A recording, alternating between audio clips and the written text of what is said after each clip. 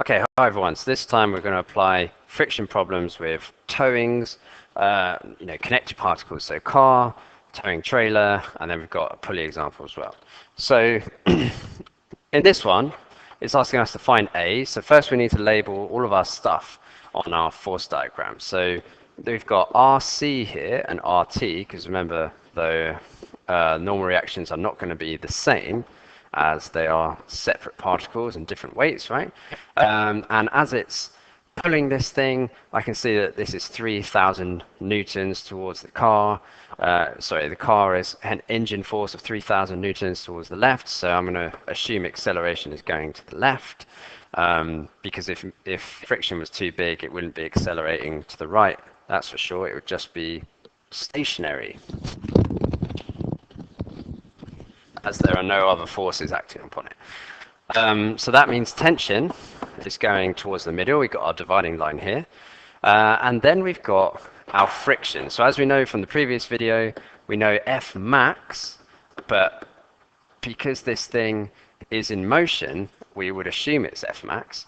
But the problem is that the car and the trailer are not going to have the same friction because the normal reactions are different. Okay, so that's really illustrates the point that mu is a constant value, but R is going to be different per particle. So for the car, this is going to have mu, which is 0.1, because in the question I've given it here, and it's going to be RC, and then the trailer is going to have a separate friction, which is 0.1 RT, because they're both moving along the same surface. So it looks like we've got all of our forces in there, and that means we can start resolving. So if we resolve everything to the left, because our acceleration is moving to the left, so we should always resolve in the direction of our acceleration. So the force going to the left is 3,000. Tensions cancel each other out. What is moving to the right, or what's opposing it, sorry, is 0.1 RC and our 0.1 RT. And what's our F equals ma? What's our total mass in motion? So 800 kilograms in motion times by A, which is the thing we're trying to find. Now, what is RC then? So I could resolve upwards at the car, and I'd see up is RC, down is 500G, and it's in equilibrium up and down. So therefore RC is just 500G. So I can see for RT that that's 300G, but just be very careful that there aren't any other external forces that we need to think about. Please don't assume that it's always going to be the weight, because it could be if I put in, say, an extra force there of 20 or something like that. So just watch out for things like that. And then we've got our 800A. So rearrange, we can find A. So I'll do that as quick as I can. So 3,000 minus 0.1, 500 times 1.8, minus 0.1, 300 times 1.8, divide by 800. So 2.77. Great. It's seconds squared. And then we've got our part B, which says find T. So whenever we're trying to find tension or thrust or anything like that, hopefully you're screaming at the computer to isolate a particle. So you resolve the whole system to find masses or accelerations in general, or frictions or mu's, which is the same kind of thing. And because you do that because your tensions cancel out. But to find tension, you always isolate one particle, because that way the tensions can't cancel each other. So we resolve to the left, and we're going to do this at the trailer. It makes sense to do it at the trailer because there's less forces acting on the trailer, and T is in the direction of acceleration. And we always resolve in the direction of acceleration. So what's going to the left? It's tension. What's going to the right?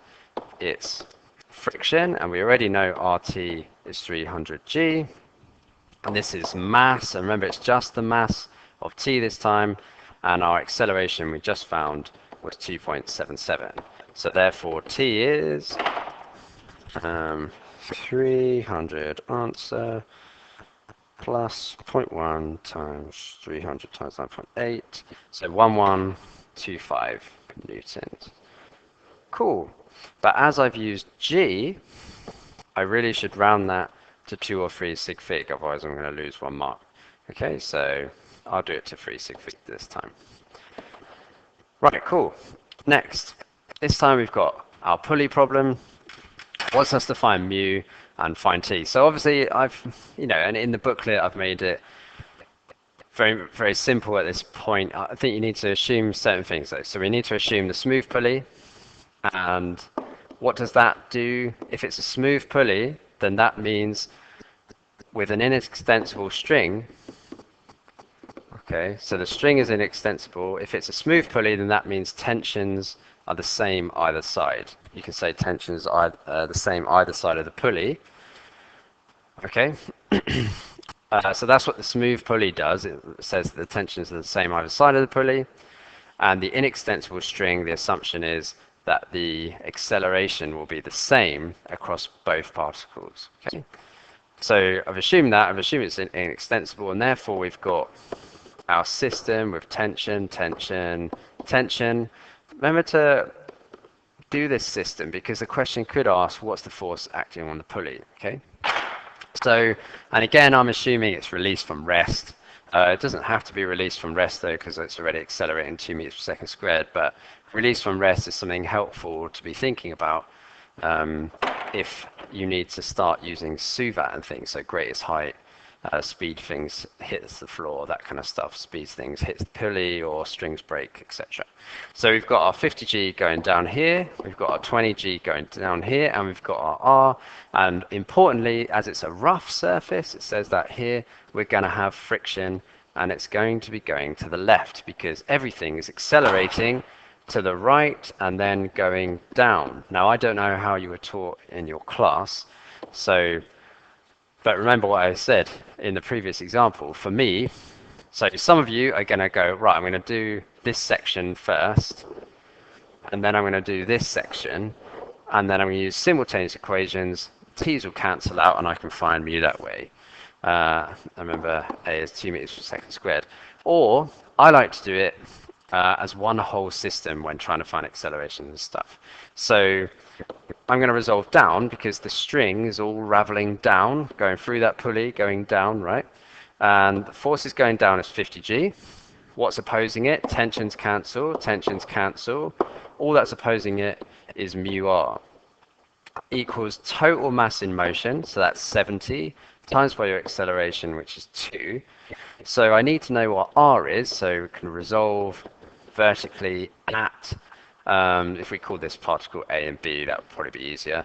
So at A, right, that's the only thing that has a normal reaction. You can see it's 20G equals r, can't you?